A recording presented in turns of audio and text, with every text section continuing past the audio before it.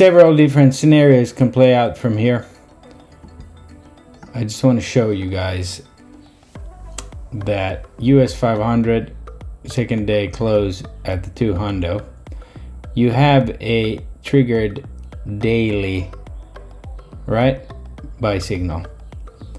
The STO can still go up here and hold.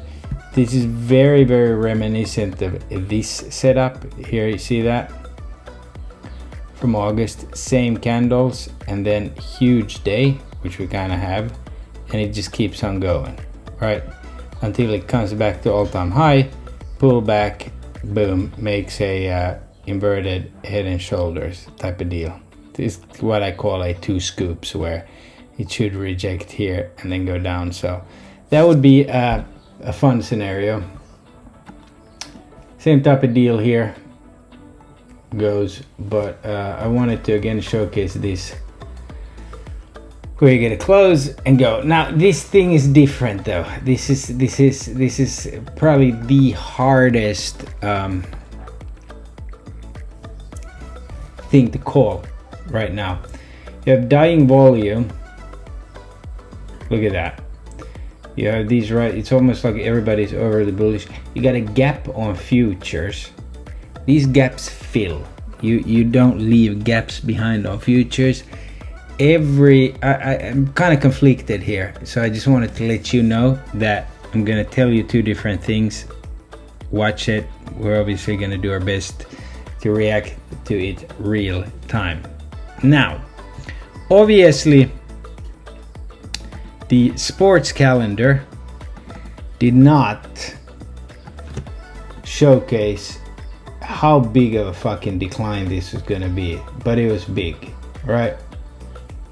Okay, and you see we got plenty of upside, volatile upside though, but it is telling me that we go up tomorrow.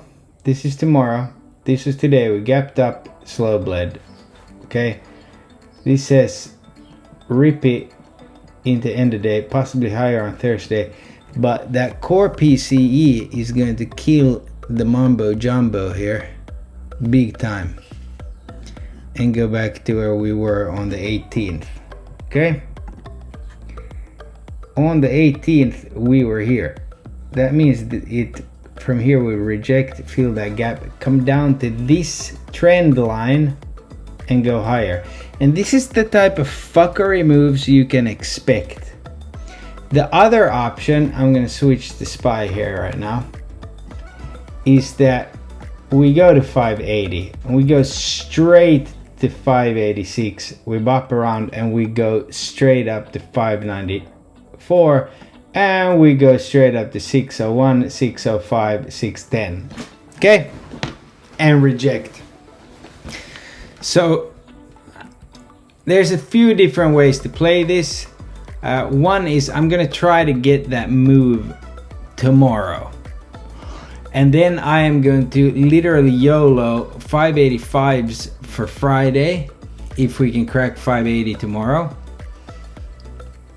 So I'll grab some tomorrow and I'm gonna cover that position with 565s for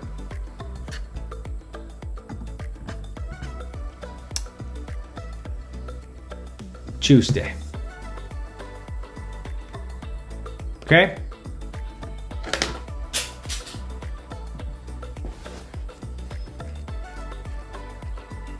Tuesday is April 1st. I think these dates are just incorrect here, but this is April 1st and that is April 2nd, and you see you get your relief, America is back bounce. I don't know and cannot tell if this here was baked in the whole freaking decline, because see, we're climbing up here, we're not coming down, right?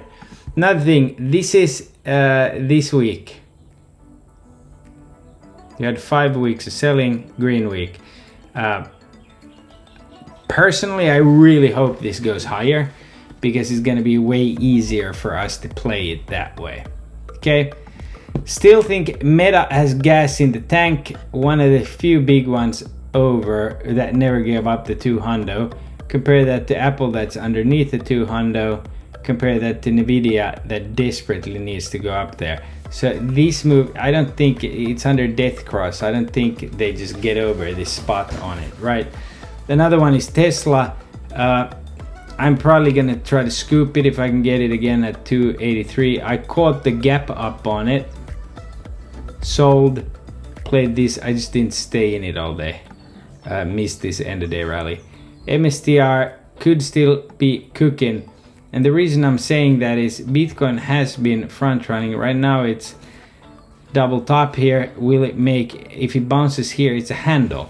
Tomorrow's open is going to be vital. Why is tomorrow's open going to be vital? Well, tomorrow is early high. Usually it's a rally day. If it's not, you're going to end up right at the gap. Maybe even in the gap. So tomorrow's open. If we gap up and hold it, you see this half moon forming here, we can go. So they could be front running a lot of these PCE, Michigan, jobs, GDP.